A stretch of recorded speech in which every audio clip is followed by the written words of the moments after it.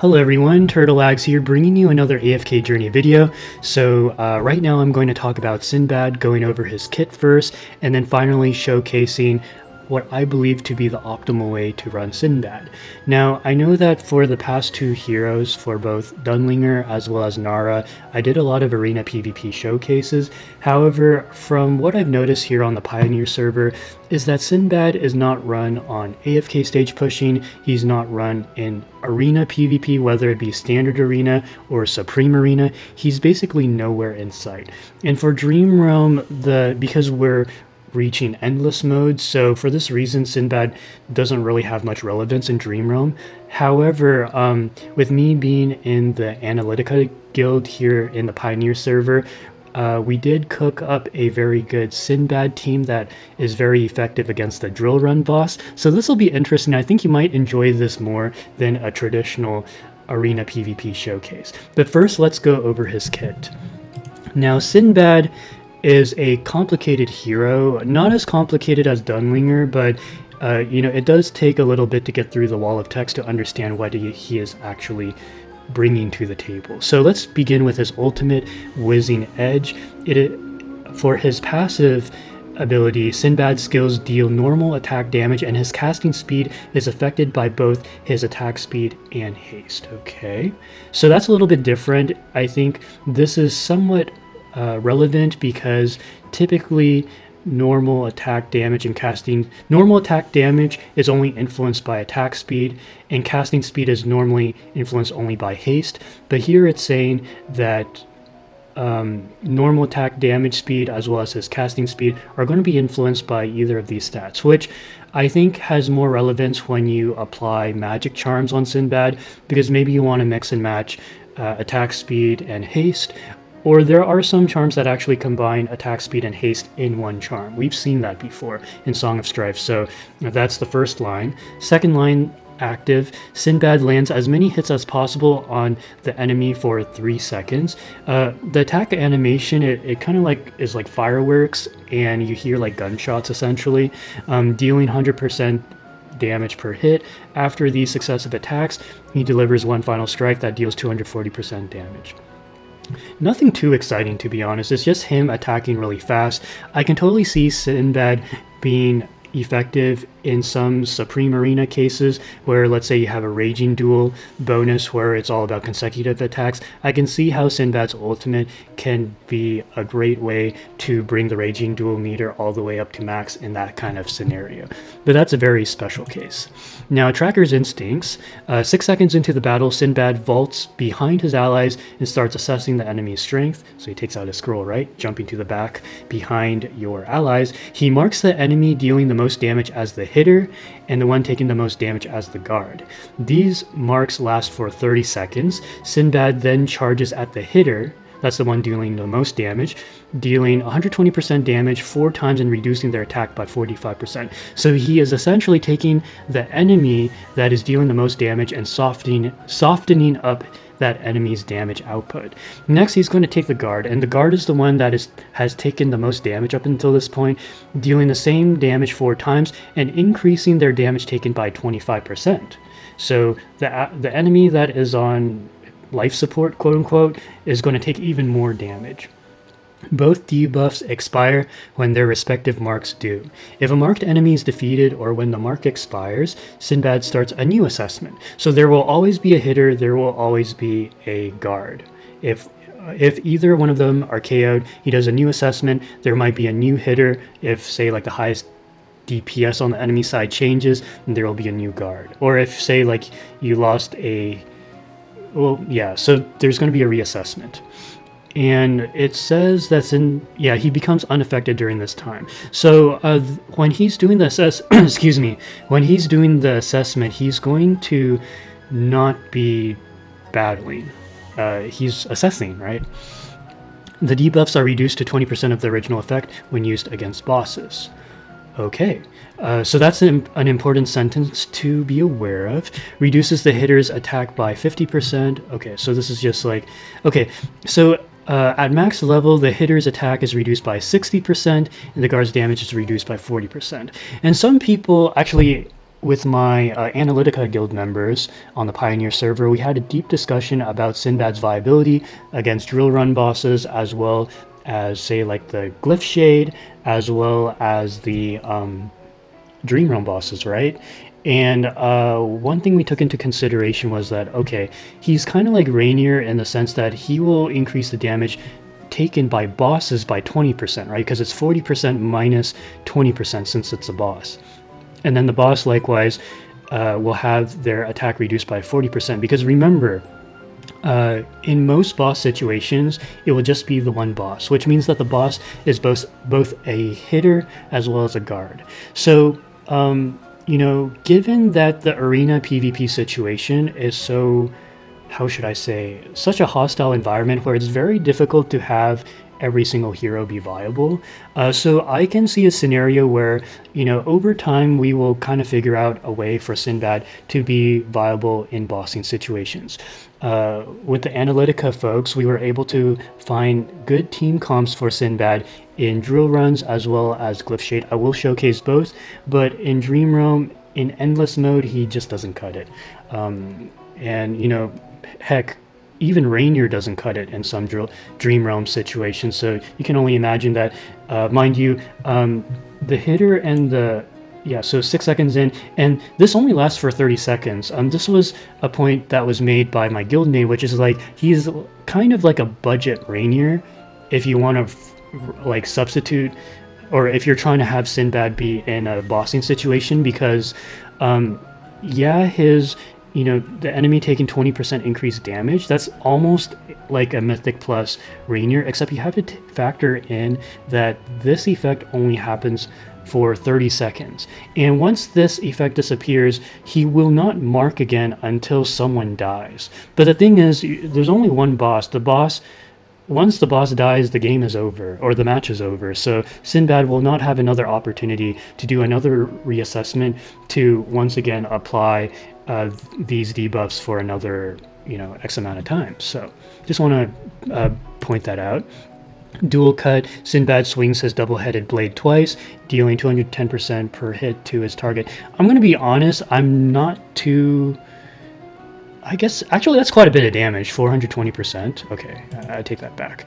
Okay, and, you know, 33 attack speed at max level, that's pretty respectable. Okay, here's his EX weapon. So Sinbad studies the fighting style of the hitter and the guard to strengthen the debuffs he applies. If the hitter deals more attack damage, Sinbad's debuff will reduce their attack speed. Now, if they're doing more skill damage, the debuff will reduce their energy recovery efficiency. So essentially, if the enemy is doing more damage from normal attacks, he's going to slow down the normal attacks. If the enemy is doing more damage from their ults, let's say, or their skills, then, you know, he's going to make it so that they don't ult as quickly. For the guard, if they depend more on healing, remember the guard, the hitter is the one dealing high damage, the highest damage, and the guard is the one who has taken the most damage. For the guard, if they depend more on healing from the allies or themselves, Sinbad's debuff will reduce their vitality by 60, which means that that enemy will not receive as much heals, and they won't heal allies as much. If they rely more on damage mitigation, the debuff will reduce their physical defense and magic defense by 30%. So this is kind of interesting because we can kind of circle back to a bossing situation, right? Like we had mentioned earlier that the enemy, you know, enemy boss will take 20% increased damage. But, you know, in a situation like this where, you know, the boss, obviously, they're not getting healed by anyone, right? So instead, the boss will have their physical and magic defense reduced by 30%. So if you think about it this way, this is kind of like true damage. This is like, not true damage, but your bypass... Oh, this is like penetration. This is like penetration, except better than penetration because this benefits not only his damage output, but also that of your party members. And then as you level up the EX weapon, you know, all these 4 different possibilities do increase in effectiveness. And then, okay, so the EX10, if an enemy is marked as hitter or guard in 2 consecutive assessments, their attack is reduced further for the hitter, and they take 5% more damage as a guard. So EX10 unfortunately does not really help against a boss, unless it's Cyclops or another Dream Realm boss in the future that summons adds. Because remember, you're not going to have a second assessment until someone dies, right? And then thus it triggers a reassessment. And then EX15 is just more stats. And then finally, the Supreme Plus Dual Cut deals 140% more damage to enemies marked as hitter or guard. Alright, so that's pretty much it. He's, now that I think about it, once you go beyond the wall of text, he's actually pretty straightforward. So now let's go ahead and do 2 different showcases. First, we'll do a showcase against the Glyphshade, since that's pretty quick. Let me just get my attack in. Okay, let's get right to it. So this is the team that I'm running personally. Now, there is an argument to be made that I think in season cooked up an even better team comp that involved Odie. And the reason for that is because, you know, when you have the 4 heroes, then the 4 heroes of the same faction, then you trigger the season talent, which if we were to look over here, the Blood Rage step teleports the Prime Carrier, who in this case will be Lenya, to the most adjacent enemy at the start of battle. That will be the Glyphshade, absorbing up to 45% damage. They will immediately deal 170% damage to all enemies. Actually, it's not that important, and so this is why we would much rather go with Sinbad. So we're going to go back to Sinbad here. I actually regret taking him out because I got to find him. Yeah, here he is. So let me kind of break down how this team works. So essentially you're bringing the highest physical damage dealer. In this case, it's going to be Lenya. She is the highest physical damage dealer in the game. You're going to run Kruger because Kruger, he does a 40% physical defense, right, from his ultimate, 10% 4 stacks. You're going to run Shakir because he will increase the haste of your allies that are nearby, as well as provide some damage mitigation. You have Mikola because you will, based on this heavily melee team composition, to trigger the extra haste and attack and so on and so forth. And then finally you have Sinbad to do the assessment at the 6-second mark to mark the Glyphshade both as a hitter as well as a guard. Okay, so let's get right. Oh, and we're going to run the Greatsword spell. Or actually, no, let's run the Frontline spell. Actually, no. In season said we should run the Greatsword spell. Yeah. I'm embarrassed to say I forgot what the Greatsword spell does, but I'm just following orders, guys. We're going for the win for Analytica. So let me go ahead and okay. I slowed this down. So we should. Oh yeah. Okay. So above the head, you see how there is the guard and the. I forget which is which. Oh, this is the guard and the hitter. See, the Glyphshade does get both of the markings, and you're hearing gunshots, right?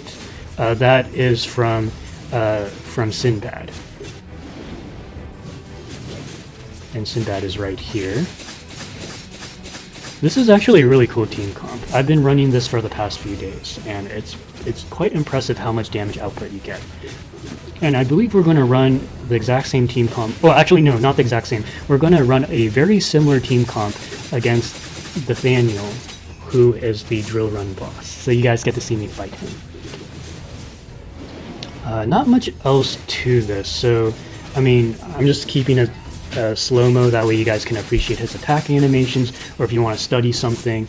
But, I mean, there's not much else to say. He basically assesses, applies debuffs as I explained before, and then he does damage. Very straightforward ally. And by the way, guys, this team comp is going to become even stronger because when the Waves of Intrigue begins on the global servers, they will dumb down the requirements, ease up the requirements for activating the faction talent from 4 of the same faction to 3 of the same faction. So in about 2 days, this team that I just showed you guys, which is what the folks at Analytica have found to be the best, it will become even better, because then we will have the glowing tile, and then when you max out the faction talent even more, you'll have 2 glowing tiles to have 2 beneficiaries to do even more damage. And this is kind of the damage output here. So as you can see here, both Lenya and Sinbad do a lot of damage. They're the main damage dealers. Kruger, Mikola and Shakir are there to beef up these 2 DPSs even more. Alright, so now that we've gone over the Glyphshade attack, I got my attack in, contributed, and now we are going to go to the battle drills. And as you can see here, we're fighting the boss. Let me just briefly go over Dethanial's mechanics, that way you take that into account, one skill, he creates 2 mistlings to join the battle, summons a servant to imitate each defeated enemy hero. So this will actually make oh my god, our featured hero even more effective, because every time he picks up a KO, he will do another reassessment. Okay, Enchanted Fog charms the enemy who deals the most cumulative damage. Charm is a mechanic that I will dive deeper into when we go into the stage. And then Corrosive Miasma creates a miasma when a battle starts, making himself immune to all types of damage while he is in the miasma. So this is his ability to just shrug off all damage. And then the ultimate immobilizes and damages an enemy over time. Follow up with an attack that causes massive damage. Okay, so let me pull out my notes. Sorry, one moment. Because In Season gave all of us very specific instructions, and I cannot F up, okay? So,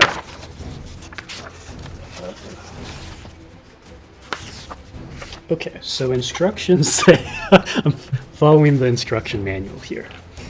Okay, so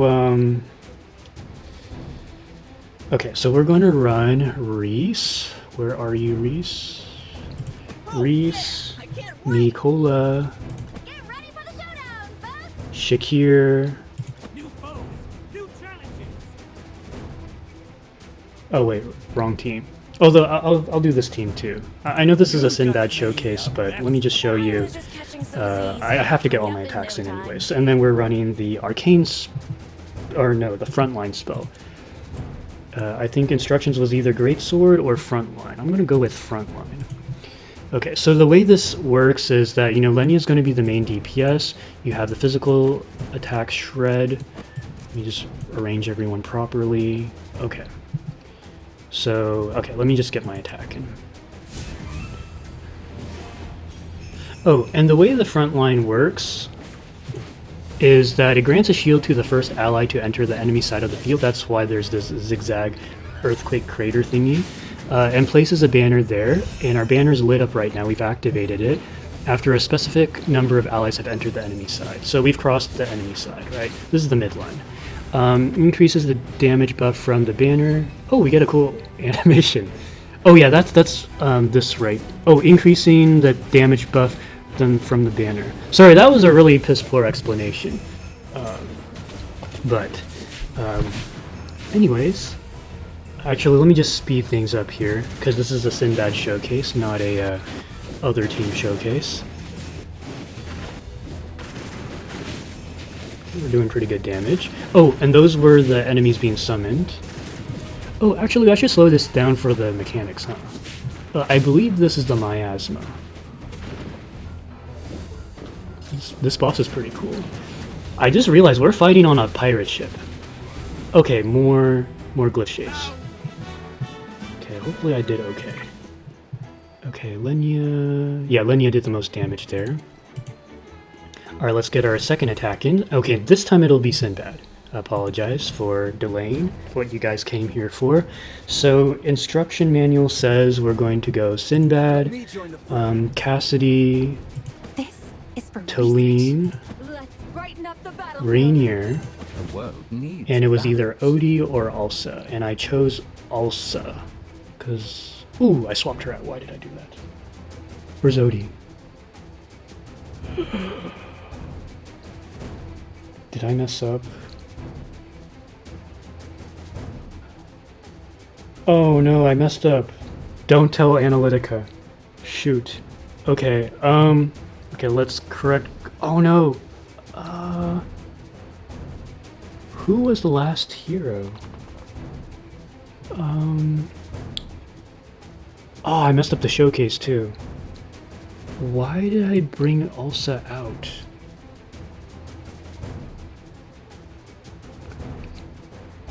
Oh my god, did I seriously swap with Ludovic? Okay, we're gonna go with Smokey.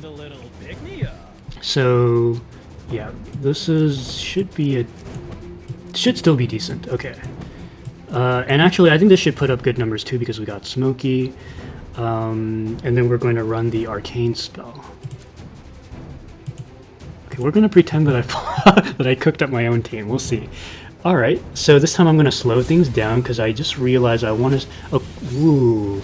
Oh, and I'm sorry, I forgot to show you guys more in depth. Okay, so we got the 2 debuffs, right? The assessment happened, and the ads do help us. Oh, and he's immune to damage during this time because of the. Okay, so this is the miasma.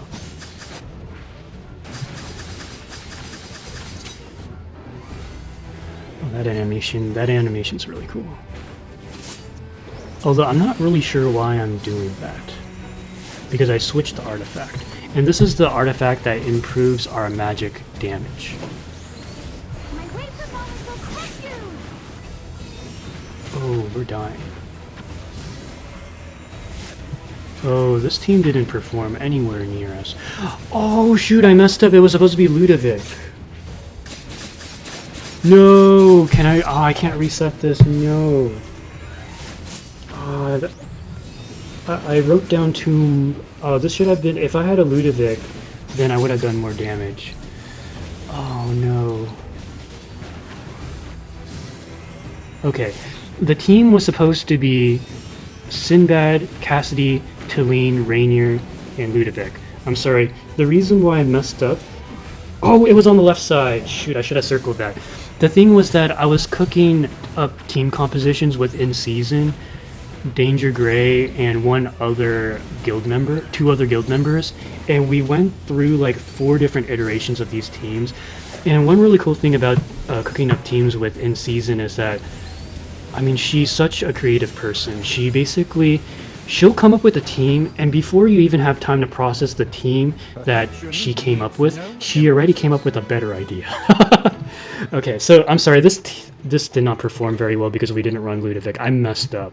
Alright, so I think Sinbad is probably another hero you can skip, because as you can see, I pretty much ran Sinbad in 2 modes that give the least rewards, or don't really matter too much.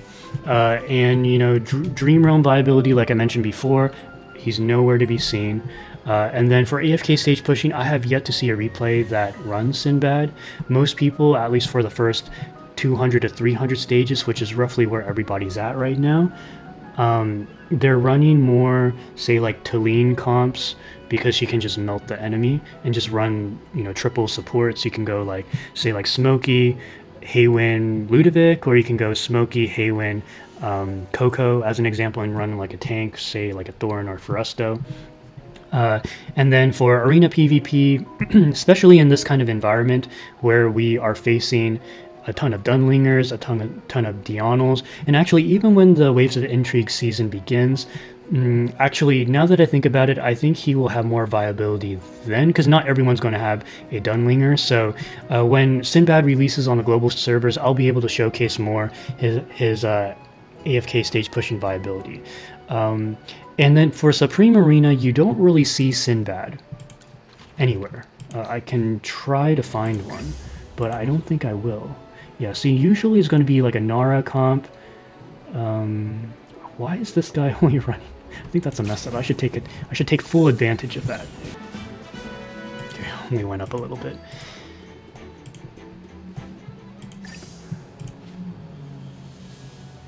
Okay, Nara. Nope. Nope.